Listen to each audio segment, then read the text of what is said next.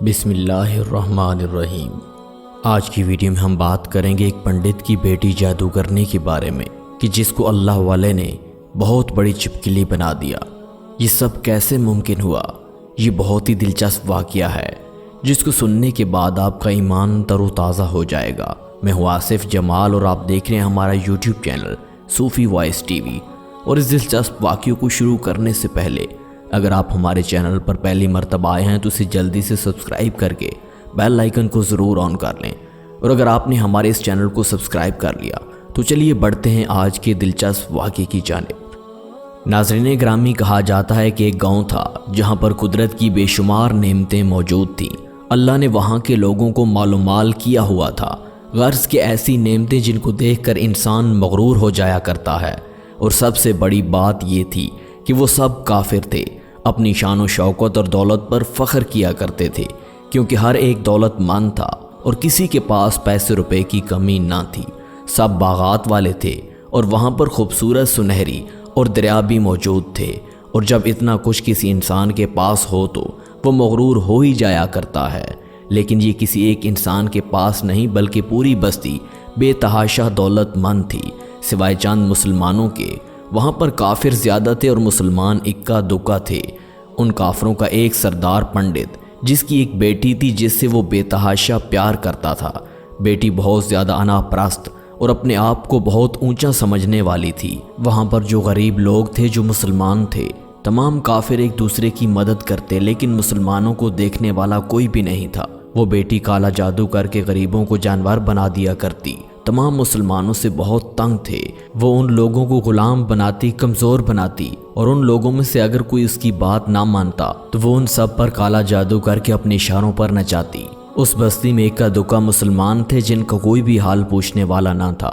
جب پنڈت کی بیٹی کا ظلم حد سے زیادہ بڑھ گیا تو مسلمانوں میں سے ایک بزرگ شخص نے اللہ رب العزت سے گڑ گڑا کر دعا کی کہ اے رب کریم، ہماری نسلیں جو چند ایک وہاں پر بچی ہوئی ہیں، ان نسلوں کو تو بچا لے۔ اس پنڈت کی بیٹی نے ہمارا جینا حرام کر کے رکھ دیا۔ کوئی بھی ہمارا مسیح نہیں ہے، نہ دولت ہے، نہ جسمانی طاقت ہے۔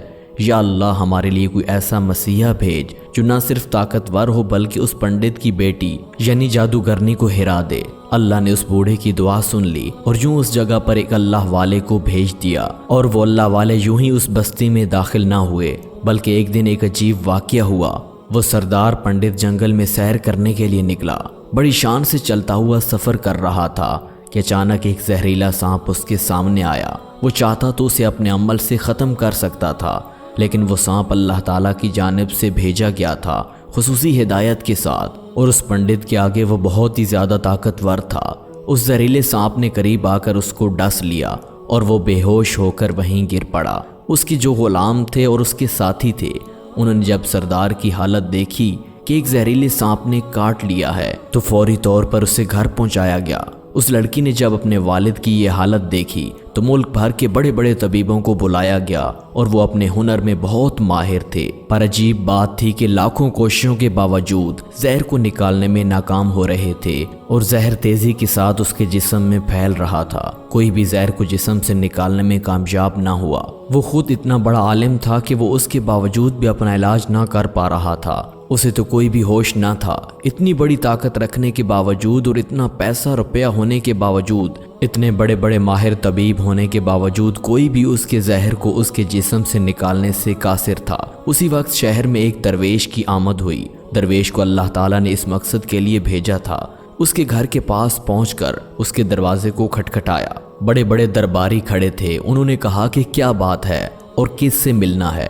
اس نے کہا کہ یہاں ایک سردار کو سانپ نے ڈس لیا ہے۔ وہ کہنے لگے تمہیں کیسے پتا؟ تم تو ہمیں اجنبی لگتے ہو اور آج تک ہم نے تمہیں یہاں نہ دیکھا۔ اس نے کہا کہ میں مسافر ہوں اور مجھے خبر ملی ہے کہ سردار اور بڑے پنڈت کو زہریلے سانپ نے ڈس لیا ہے اور کوئی بھی ان کا علاج نہیں کر پا رہا ہے۔ درباریوں نے پوچھا کہ تم کون ہو؟ تو انہوں نے کہا کہ میں حکیم ہوں، ان کا علاج کرنے کے لیے آیا ہوں۔ وہ درباری درویش کی حالت دیکھ کر ہنسنے لگے۔ پھٹے پرانے کپڑے پہنے ہوئے ہیں اور وہ جسمانی حالت سے بھی غریب لگ رہا تھا، یعنی فقیر لگ رہا تھا۔ وہ کہنے لگے کہ تم اتنے بڑے سردار کا علاج کرو گے؟ ہمارے یہاں ملک بھر کے بڑے بڑے ماہر ناز ڈاکٹر اور طبیب آئے ہوئے ہیں۔ ہمارے سردار کو پیسوں کی کوئی کمی نہیں और वो तुम जैसे गरीब से अपना इलाज कैसे करवाएंगे। दरवेश ने कहा कि अगर तुम चाहते हो कि तुम्हारे सरदार की जान बच जाए तो मुझे अंदर आने की इजाज़त दे दो। वो कहने लगे कि ठीक है, हम अंदर से इजाज़त लेकर आते हैं। वो अंदर आए और पंडित की बेटी से कहा कि जनाब बाहर एक गरीब आया है, शक्ल से तो फ़कीर लग रहा है, लेकिन कहता है कि मैं पंडित का इलाज कर दूंगा और जो जहर तेज़ी से जिस्म में फैल रहा है उसे निकाल कर फेंक दूंगा। वो कहने लगी ठीक है, उसको अंदर बुलाओ। और जब वो दरवेश उसके घर के अंदर आया तो देखा कि पंडित दर्द से तड़प रहा है और अपनी टांग को बार बार बिस्तर पर मार रहा है। वो उसकी टांग की जानिब आए जहां पर सांप ने काटा था। जिस जगह पर सांप ने काटा हुआ था उस जगह पर अल्लाह वाले ने थूक दिया और फौरी तौर पर वहां से भाग गया। पंडित के सारे साथी और उसकी बेटी फिक्रमंद थे कि कौन दीवाना था कि इलाज करने आया और इलाज करने की बजाय जहां पर सांप ने काटा था उस जख्म पर थूक कर भाग गया। उसको कोई गिरफ्तार भी नहीं कर सका। उसकी बेटी गुस्से से लाल हो चुकी थी। उसने तो बेअदबी की है, गुस्ताखी की है यहाँ के सरदार के साथ। चलो कोई बात नहीं, थूक साफ करो, मैं अभी उसे अपने अमल से जानवर बना देती हूँ। जैसे ही पंडित की जहर से नीली होती हुई टांग पर से थूक को साफ करने लगा तो हैरान होकर देखा कि उसने थूक साफ करने की बजाय सांप की काटी हुई जगह पर मल दिया। तो उसकी बेटी कहने लगी, ये आप क्या कर रहे हैं? दीवाने ने मेरे बाप की टांग पर थूक दिया और आप उसे साफ करने की बजाय उसे मल रहे हैं। उसने हाथ के इशारे से पंडित की बेटी को रोक दिया और कहा कि रुको। जैसे ही उस थूक को पंडित की टांग पर मला तो फौरन जहर का असर ज़ाहिर हो गया और वो टांग जो काटने की हालत पर आ गई थी वो बिल्कुल पहली जैसी हालत में वापस आ चुकी थी। जो टांग जहर की असर की वजह से नीली हो चुकी थी वो असल हालत पर आ गई और पंडित होश में आ गया। जब पंडित होश में आया तो दरवेश के थूकने के किस्से का पता चला तो पंडित ने कहा कि वो तो हमारा मसीहा है, तुम लोगों ने उसे दीवाना कहा और वो इस तरह कैसे यहाँ से गायब हो गया?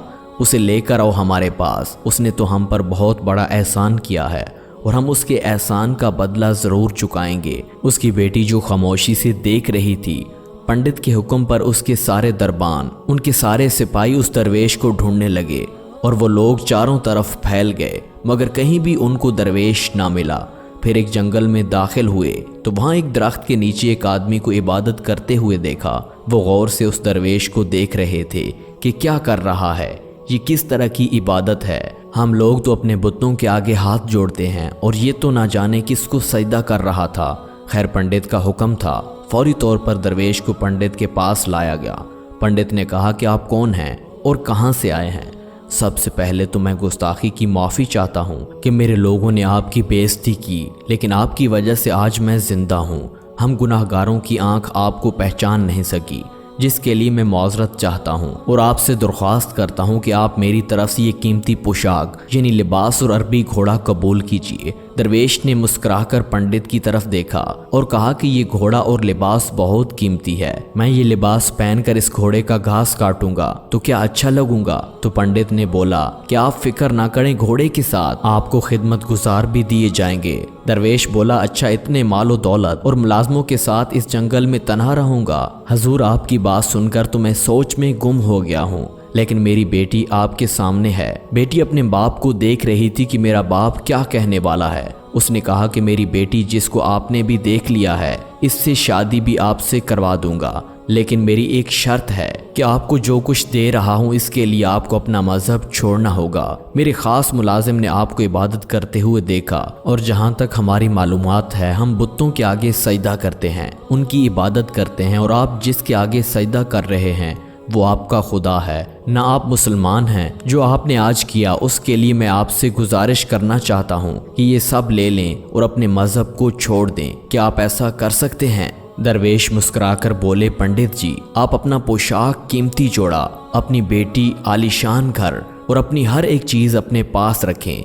मैं खुश हूँ कि मैं एक मुसलमान हूँ। अगर ये तमाम नेमतें लेकर मुझे अपना मजहब छोड़ना पड़े तो मैं अपनी जान देकर भी अपना मजहब नहीं छोड़ूंगा। जिस रब ने मुझे पैदा किया मैं उस रब के दीन को छोड़कर आपके पास आ जाऊं सिर्फ इन चंद पैसों के लिए, दुनियावी चीज़ों के लिए? मुझे तो आखिरत की ज़िंदगी चाहिए और ये सब तो मुझे वहाँ भी मिल जाएगा। इसलिए मैं अपनी दरवेशी में बहुत खुश हूँ। अल्लाह ताला ने जिस मकसद के लिए मुझे भेजा है वो मकसद पूरा हो जाए। पंडित ने कहा कि क्या मकसद है आपका?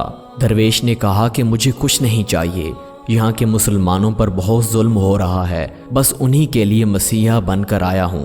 یہ کہہ کر وہ جانے لگا تو پنڈت نے غصے سے درویش کو رک جانے کے لیے کہا اور کہنے لگا کہ میں نے مال دے کر آزمایا، ہر طرح سے جان لیا، مگر تم اپنے مذہب کو چھوڑنے پر راضی نہ ہوئے۔ اگر تم یہی کرنے آئے تھے تو تمہیں کسی بھی بات کا ڈر نہیں ہے۔ کیا تم جانتے نہیں کہ ہم کتنے طاقتور ہیں، اور میری بیٹی اپنے عمل میں اتنی ماہر ہے کہ تمہیں یہیں پر کھڑے کھڑے جانور بنا سکتی ہے۔ اس پر درویش مسکرائے اور کہا کہ اس نے کمزور لوگوں کو جانور بنایا ہوگا، اگر مجھے جانور بنا کر دکھائے تو میں اس کو مانوں۔ اس سے پہلے کہ پنڈت اپنی بیٹی کو مشورہ دیتا کہ بیٹی اس پر وار کرو، اللہ والے نے جادوگرنی پر ایک پھونک ماری اور وہ اسی وقت ایک بہت بڑی چپکلی بن گئی۔ وہ کچھ بھی نہیں کر پا رہی تھی۔ وہ چپکلی اتنی بڑی تھی کہ وہاں پر جتنے بھی انسان کھڑے تھے ان سب میں سے سب سے اونچا قد اسی کا تھا۔ وہ اللہ والے کے پاس آنے لگی، قریب آنے لگی اور اپنا سارا زہر اسی پر پھینکنا چاہتی تھی۔ وہ جانتے تھے کہ کیا کرنے والی ہے۔ اسی وقت انہوں نے اس کے منہ پر تھوک دیا۔ تھوک پھینکنے کی ہی دیر تھی کہ وہ جلنے لگی، جس سے اس کا چہرہ پگھل رہا تھا۔ اس کا چہرہ جل کر سیاہ ہو رہا تھا اور قریب تھا کہ اس کا پورا جسم جل کر راکھ ہو جاتا۔ اتنے میں پنڈت بھاگتا ہوا آیا اور اس کے قدموں میں گر پڑا اور معافی مانگنے لگا۔ حضرت، اس گستاخی کے لیے میں آپ سے معافی مانگتا ہوں۔ میری بیٹی جب ٹھیک ہو جائے گی، میں سچ کہتا ہوں کہ ہم جتنے لوگ یہاں پر موجود ہیں پوری بستی مسلمان ہو جائے گی۔ تو درویش نے کہا کہ نہیں، ہم تم کو اپنے دین میں شامل کرنے کے لیے نہیں کر رہے، بلکہ تم لوگ ہمارے مسلمان بھائیوں پر جو ظلم کرتے ہو اس ظلم کو ختم کرنے کے لیے آئے ہیں۔ ہمارے دین میں جبر نہیں۔ اگر تمہاری بیٹی انسان بن کر رہے گی اور کسی کو کوئی تکلیف نہیں دے گی تو اس کو اسی حالت میں واپس لانے کے لیے میں اللہ تعالیٰ سے خود دعا کروں گا۔ پنڈت کہنے لگا، ہاں میری بیٹی اپنی اصلی حالت میں واپس آئے گی تو میں کسی پر کوئی ظلم نہیں کروں گا، بلکہ میں اپنے دل سے معافی مانگنا چاہتا ہوں کہ میری بیٹی نے جو کچھ کیا یہ آئندہ کوئی بھی کالا جادو، کوئی بھی عمل نہیں کرے گی اور کسی مسلمان پر بھی سختی نہیں کرے گی۔ بس آپ ایک بار اسے انسان بنا دیں۔ اللہ والے نے جب اس چپکلی پر پھونک ماری تو وہ انسان بن گئی اور درویش کے قدموں سے لپٹ گئی اور کہا کہ مجھے معاف کر دیں، میں نے آپ کو بہت کمزور سمجھا۔ آپ جب تک یہاں میرے لیے ایک حقیر انسان تھے، جس کے لباس سے، جس کے حلیے سے، جو مجھے ایک دیوانہ فقیر لگ رہا تھا، جس نے میرے باپ کی ٹانگ سے زہر کو ہٹایا، میں اس کی دشمن بنی رہی۔ اس لڑکی کا آدھا چہرہ سیاہ ہو چکا تھا۔ وہ کہنے لگی کہ میں آپ کو آج اپنے باپ کے ساتھ آپ کے دستے مبارک پر مسلمان ہونا چاہتی ہوں، بیعت لینا چاہتی ہوں، اور میں یہ وعدہ کرتی ہوں کہ آئندہ اس بستی پر کوئی ظلم نہیں ہوگا، بلکہ سب ایک دوسرے کے ساتھ مل جل کر بھائی چارے کے ساتھ رہیں گے اور سب مسلمان ہو جائیں گے۔ یوں ایک اللہ والے کے ہاتھوں پر پنڈت اور اس کی بیٹی اور پورے کافر شہر نے اسلام قبول کر لیا، اور پھر اس پنڈت نے اس اللہ والے سے اپنی بیٹی کی شادی کر دی اور اس بستی میں امن و سکون قائم ہو گیا۔ کل تک جو غرور کرتے تھے آج وہ تمام لوگ عاجزی کا پیکر بن گئے۔ آخر میں اللہ رب العزت سے دعا ہے کہ اللہ تعالی ہمیں نیک عمل کرنے اور ان جادو جیسے برے اعمال سے بچنے کے لیے اللہ تعالی ہمیں توفیق دے۔ اللہ تعالی ہمیں اپنی حفظ و ایمان میں رکھے اور دوسروں کی شر سے بچائے۔ دوستو، اگر آپ کو ہمارا یہ واقعہ پسند آیا تو دوسروں میں شیئر کریں، ہمارے ویڈیو کو لائک کریں اور ہمارے چینل کو سبسکرائب کرنا بالکل مت بھولیے گا۔ ملتے ہیں ایک اور ایمان افروز واقعے کے ساتھ، تب تک ہمیں دیجیے اجازت۔ اللہ نگہبان۔